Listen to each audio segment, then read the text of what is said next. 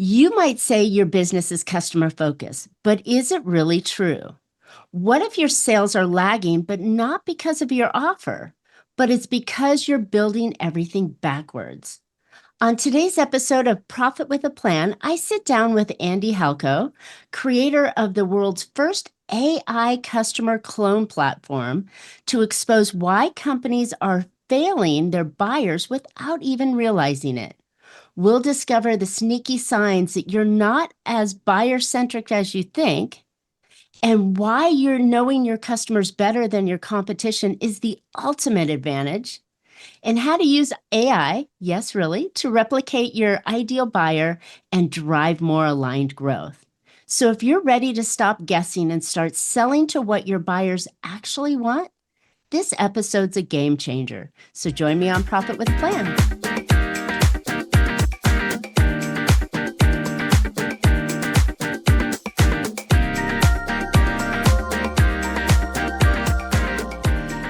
Hey, entrepreneurs, are you working too hard for too little profit? Well, welcome to Profit with a Plan podcast, where we help you scale smarter, increase profitability, and build a business that's worth more, whether you keep it or sell it. I'm Marcia Riner, business growth strategist and profit booster behind the Infinite Profit. I've helped countless entrepreneurs to turn their businesses into highly profitable and sale-ready assets, so they enjoy more income now and a bigger payday later on.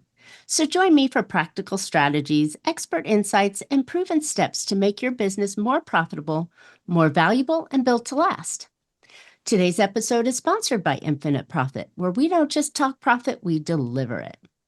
But before we dive in, I've got something special for you.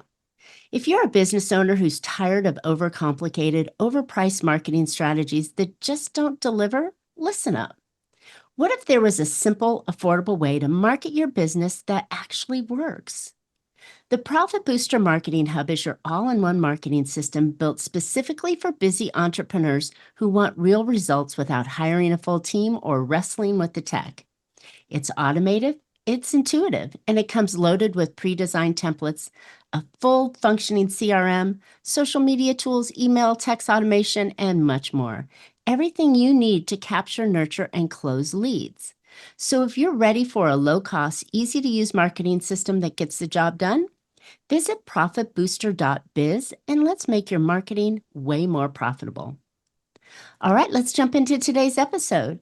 Today's guest is Andy Halko, founder of Insivia, a growth consultancy he launched over 20 years ago to help B2B and SaaS companies scale smarter, with strategy at the core. Andy believes that real growth happens when you build around your buyer, not your product. And that belief led him to his new book, The Buyer-Centric Operating System, and the launch of the BuyerTwin, the world's first AI-powered customer clone platform that simulates your ideal buyer to drive better strategy, marketing, and sales. He's helped hundreds of companies install systems for sustainable buyer-led growth, and today he's here to show you how to do the same. Welcome, Andy, to Profit with Plan podcast.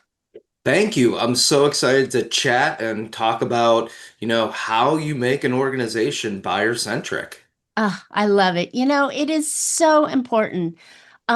Even if you started your company years ago and you thought you knew your ideal client and you created this product, I can assure you that buyer has changed. So if you're not changing, you're no longer buyer centric. And I think people forget about that and just keep, chugging along at status quo.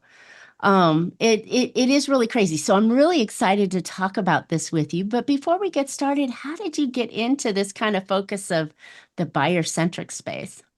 Yeah, so I started an agency 23 years ago, and we're back before the days of YouTube and all of these different things, right? And one of the biggest challenges that I faced when I would go in and talk to owners and we would come up with marketing plans or we would talk about their product was that, we would get into, okay, who are you selling to? And then ask questions like, what are their pains? What are their challenges? Because we needed to know that. And the number of folks that didn't have that clarity or they would pull out some slide from 10 years ago was just unbelievable. And it drove me crazy. And so, I just kept spinning in this mindset of this is the thing that every business needs to understand the most.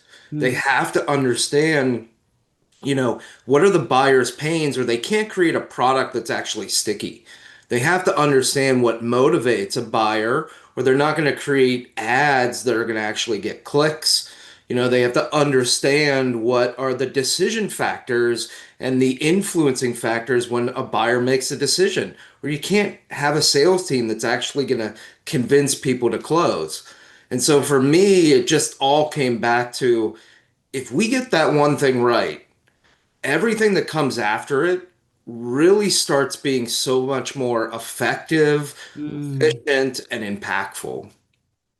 Isn't that the truth? And I know that, we're both consultants on this manner, so we talk to clients all the time about this. And even today, I get those same kind of answers or somebody else's answers, right? Um, but it's like they really truly try to wrap the buyer around their product and not the product or offering to make the buyer be able to go, Gosh, I really need that. I want that." Have to have it. Yeah, It's I totally agree. It's interesting. I've seen two different types of founders as I've talked to people. The ones that have this idea and this passion, and I almost call it ego, that they want to create a product and force people into it, like you're saying. And, they create their product based off of here's this cool innovation. I think this would be really neat. Their marketing based off of the new feature that they have. And then you've got the other founders that I've seen where before they even build the product, they're going and they're putting something in front of a potential buyer and saying, would you give me money for this? mm, Then they come back and they build an MVP, something simple, and they put it back in front of the buyer and say, okay, what if this actually solves your problem? And again, would you give me money for it? yeah. And so I've seen these two different mindsets, and the ones that scale are the folks that keep going back to the buyer and asking those questions. Ah, I love that. I want to ask you, is there a third version, which I hear often, which is, oh, well, I'm the founder and I had this problem, and therefore now I've created a solution that I have, and I'm still going to kind of shove it down someone else's throat. Yeah, I see that one all the time. It's somewhere in the middle, right? But I think that people like that don't always realize that not everybody's like them. Ah, thank you. So yeah, and so you can't just solve your own problem and think that it is going to be universal. Mm-hmm. And I also think I see those folks that as their business evolves 5 years later, they're still in the mindset that they're that customer and that Mm. they get it. But things have changed. You're no longer that person anymore. And you really need to like step back and say, guess what? I'm no longer my ideal customer. And now I've got to like start to familiarize myself with who that is. And I think that's really important is business requires constant innovation, right? And it's not innovation in the technology necessarily or innovation in the product necessarily. It's innovation in understanding where your buyer is because your buyer is innovating through life, right? Just as a clear example, I was listening to an expert on TV this morning, and he was talking about how customers are no longer going into the bank. They're using online banking. So now they're having to downsize their footprint, their neighborhood footprint, because buyers, I mean, why spend all that money if your clients aren't going in? That's a typical understanding of what your customers want. My wife and I comment always about like, why is there another bank being built? Like, we just don't get it. And so you're exactly right. And I think, I say in my book that buyers change constantly, and you really need to be agile and always evolve because, I mean, look at the world we're in now with AI, and our buyers are really literally shifting and changing every single day. And so Okay. if you've got that persona slide that your marketing team put together 5 years ago and has a really cool stock photo and says Jim Smith, you I are remember doing strong. those. And every marketing company has done that, and every, you see it and they Yep. put it in a slide deck, they barely open it up. But for me, that's always been like the worst presentation of what customer centricity should be. If you can slim your target audience to a 10 bullet points and you think you're going to build a great company and a great product and great marketing off of that, it's just insane to me. So then tell me, where do you think the buyer-centric persona should be? Or should we even not be looking at a persona, but maybe I don't know, maybe a freeway or a funnel that goes back and forth constantly? Yeah, well, that's kind of my whole thing is that the twin, I've created the twin, and I believe that we need to evolve from personas to twins. Okay. And AI allows us to do that. Personas are flat, they're static, Mm. they're, limited. To me, the evolution of a twin is that we can use AI to create something that is in depth, that is sophisticated and agile, and that we can actually interact with. We can ask it questions. We can give it things and say, give me feedback on this. We are now in a time where we can create a clone of our customer, Literally, voice and literally, all. and be able to constantly be testing our ideas and getting feedback. And so now, for companies that want to be customer centric, which I believe you need to be, you are in a time where you have the greatest capability in the world to make it easy to do this. Wow. Okay. First of all, I'm all in. I love it. I tell people all the time that I'm dating Chad GPT Mhm. and that, we're going to get married soon because if he only had arms, I mean, he'd make the perfect partner, right? Don't worry, But it's coming. I know, right? It might be a little metally and cold, but yeah, it's like this creation of having the opportunity to communicate, right? And get that feedback and test ideas. I think it's really shortened the curve that we used to spend thousands and thousands of dollars in time, trying to gather this data that, about our ideal clients when there's so much data available. Now you have to check it and review it and that kind of stuff. But I mean, it gives you kind of the direction and the feedback. And so when you talk about a twin, fill me in a little bit more on what you mean a twin. Yeah, I actually created a platform called BuyerTwin. And what you do is you go up and you determine a segment, a size, a location, job title, and then you use AI to actually enrich that. And you could do this in ChatGPT or whatever it might be as well, but obviously we make it a little bit easier, but it's creating this hyper accurate version. And so you can pull in data from customer systems, you can use AI, and we use a lot of APIs to pull in data, and it's about trying to create a really accurate version of who you want to influence. And Mm. then being able to now make that actionable, where in our platform, you can actually put in a URL for a landing page. Let's say you're creating a campaign and say, give me feedback on this. And that target buyer will tell you, this is what I like. This is what I don't like. Here's what Wow. I would change on the page. Here's whether I would actually convert if I landed there. And so now, before you actually send something out to the real people you want to influence, you can at least have a clone tell you this is where you potentially are off and what I would add or remove to get me to take action. And so it's that I, type of ooh, capability that I think evolves us from the persona to the twin, which is something interact. wow. And I think that's important. It sounds like, it's not just a prompt of like, oh, give me the top, blah, blah, blah, or write me an ad for this.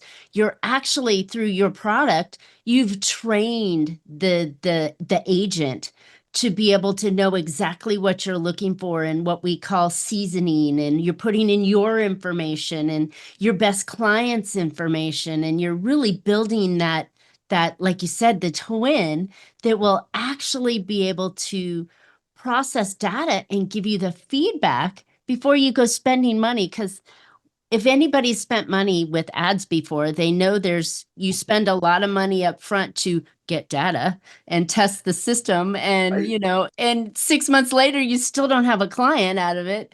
It's crazy, but this way you can shorten the curve. It sounds like in in And it's in all in no about like, time. yeah, and I mean, it's all about turning them into a role-playing scenario, right? Like we Mhm. really spent a lot of time thinking of ours of make sure that it is really seeing from its point of view. It's using that data that we've collected and prioritized to understand like how they view the world.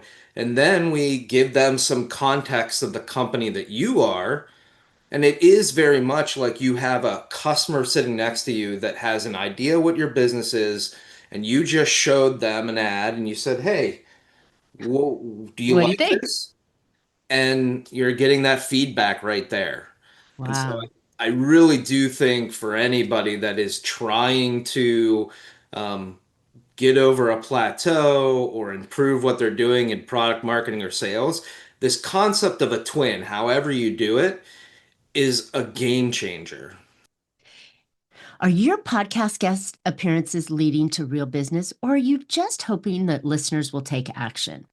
With the Profit Booster Podcast Monetization Hub, we turn your interviews into lead generating machines so that you capture, nurture, and convert listeners into paying clients. So stop leaving money on the table and get started today at profitboosterpod.com. It sounds like it. So when we're sitting in front of our quote twin, right, and we're giving them our data, does it help to give them maybe our competitors' data as well? Yeah, I think pulling in your competitors, it's interesting. Our twins too, you can, it will actually suggest competitors and then you can have it evaluate them and say, this is what I really like about this competitor. And that's something to say, oh, wow, they said that they really love that there's testimonials on the homepage. We don't have any. So we've got to do that. And so I think, really giving them that ability to give you insight into what they're seeing about your market is a key point as well, for sure. Ugh, this is so good. But if we circle back here, because we got into the details of understanding the twin, right? And how to gather information and help you be better marketer with that. The ultimate idea is still going back to asking, well, what does the customer really want? Yeah. Right? And how you can then with this data come back and go, well, it sounds like customer, you're looking for this and this and that. And then you're a lot closer to that testing mark. So then those people start raising their hands more often and your marketing dollar goes farther, right? Yeah. And it's interesting that you say that because I think some people can be skeptical of what AI produces. But I found a really unique benefit to it is that I don't know about you if you've ever done customer surveys or spoken to them, but they tend to hold back or they over, positive, have little rose-colored glasses on. Because if you say like, "What could I do better?" They're going to be like, "Oh, you were great, but maybe, you could have gotten me coffee faster." Right? So It's then you spend thousands on coffee and that's yeah, not what they right. wanted. And the interesting thing that I see with AI is if you train it right and you ask the right questions, and it's using so much information, it can actually provide you these really great insights that you might not get from asking someone directly. And one of the reasons I think that too is there was a book years ago from someone at Google where it talked about, no one is honest in surveys, even if they're anonymous. Exactly. But where they are honest is in Google searches. And if you would look at someone's Google search, it would tell you everything because they don't lie in a Google search. If How you're funny. looking to figure out your health, you are writing in your exact symptoms. But if you go talk to the doctor, you might be a little embarrassed. Wow. What an insight. I've never heard that one before. That's powerful. But to kind of circle back to your testimonial and surveys things, it's like every one of my testimonials, like they didn't give me the answer I was looking for, right? So I'm like, do I coach them? Do you mind if I zhuzh this up for you? Can I fix this because you rattled on about something else and I really wanted to point out this part of it? I mean, they're never, that's why it's like I don't put a Human lot of weight in nature. testimonials, right? Or even the Yelp reviews, because if your pizza was delivered cold, they gave you a one when the pizza 99.999% of the time and you replaced the pizza and they still gave you a one, right? Yep. So, eh, but I think that having that twin to really drive that information, not to go back into your AI, but to go back into your AI, right? It just wow. That really gives you the stuff that you really want to make that decision because they're not going to tell you the truth anyways. Yeah, I think it's an interesting, and I always tell people I like the balance, right? Like we have the ability that you can send a survey out and grab some information. I think it's good to gain real feedback, take transcripts of calls and summarize them.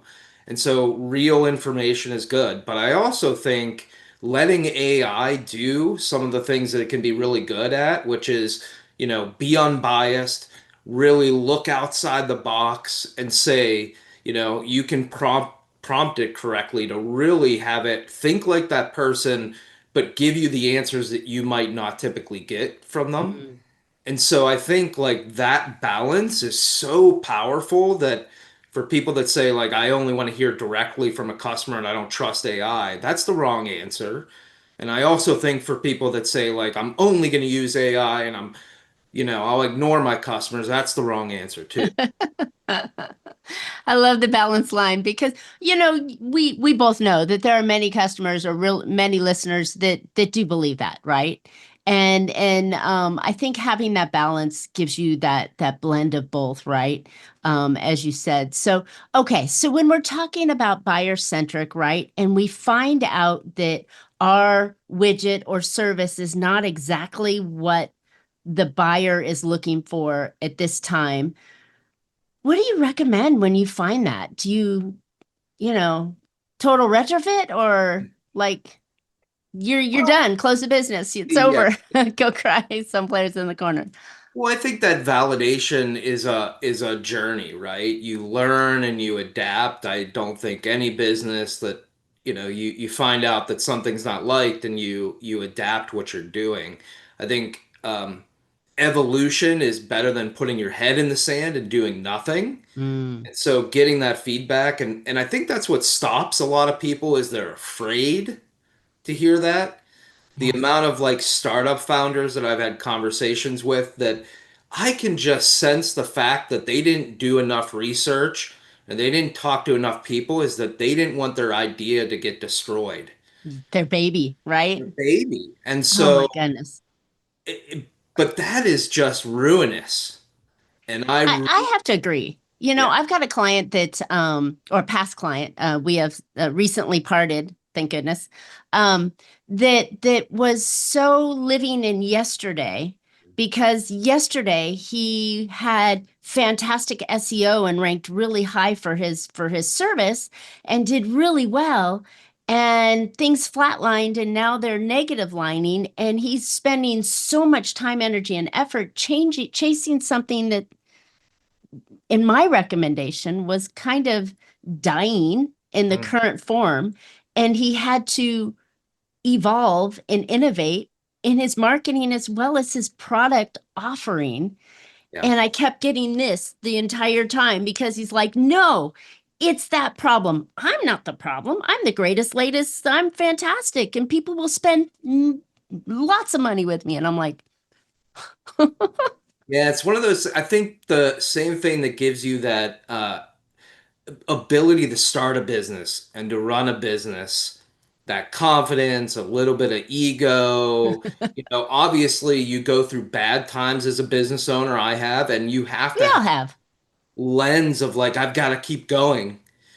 But that can hold you back. And I really Mm, believe that, business owners especially need to be open-minded. They have to leverage that confidence to keep them moving forward and achieve great things. But they also have to open their ears and really listen to what the market is saying and what other people are saying. And it's okay to parse that and say, I agree with this, or I, don't agree with this, and I'm going to make my decision. But it's the folks that don't even listen that are for sure. just, set for failure. For sure. And I think that goes back to, the original part of our conversation, our opening line of our conversation that you've got to innovate to match where your customers are, not where you want them to be. Mm, But that famous, I'm a hockey fan, so that famous Gretzky move is you got to go, where the puck you think the puck's going to be, not where the guy's letting it go off his stick, and it's like we have to think that way with our business and innovate our business model, offering, delivery. Maybe it's the way we talk to our customers. I'm a hockey Maybe it's player, the so I love the yeah, quote. yay. I'm a Maybe hockey- it's the payment methods that they're paying. They Right. want to pay it early rather than late, or they want to pay it online. I have a gym that will not let you change your payment card Mm, online. You have to physically call them. And I'm like, are you guys stuck in the 90s? right. It's And I find it interesting. I was just telling this story about innovation, and they talk about Apple and the iPhone, or you say Ford, and he said, if I asked people what they wanted, they would have said faster horses. right. And some people use that as a way against this customer mindset, but I Mm, actually think that's not true. If you would have asked people what they wanted, it was to have a way to get to their family quicker. It was a way that they wouldn't have to stop to rest the horses because it made the trip longer. It was something, it's all these things that are emotional motivators to the customer, and then what you build to solve it might be something they've never seen before, but it's still rooted in pains and challenges and motivations of a human being. And so mm. I always say to people that say, like, well, if Ford or Steve Jobs would have, listened to the customer, we would have never had these things. Well, no, they listened to the customer, and then they created the thing the customer had never seen before to solve the problem that the customer had. Or didn't know they had at the time and now they want, right? Exactly.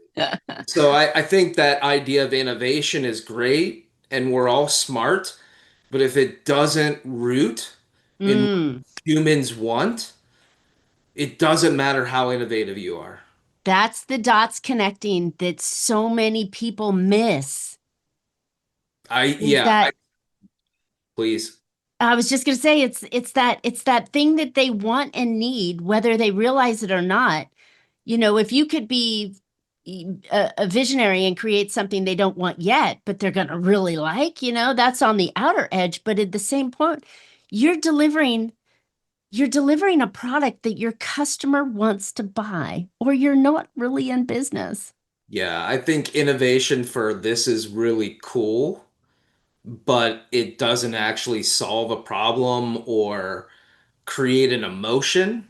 Mm, Then you haven't done anything. And so I really think it has to be back to it's about humans. And to your point of that business owner that, is facing struggles, I would definitely advise like go back to those customers and find out what they want, how they want it. And that's where you can shape your business and see that trajectory change. mm, mm. Exactly. But some people are just too blinded to see they can't see the forest through the trees, right? Yeah, I see it all the time. It's I been know, I know. That's definitely for sure. We both see it pretty frequently, and it's like it's such an interesting space to be in. I love it though. Andy, this was really, really, really good, and the insights and the evolution that in today's time and space, we absolutely have to be buyer centric. We have to use creative ideas to shorten the speed because the speed to delivery, if you're not doing it, your competition truly is, right? And so it's like it's so great that you've merged the two ideas together to help people really market well and bring in the clients and customers that you're able to help. Yeah, it's definitely, I think that for me, I've always been a very strategic and also technology-minded person.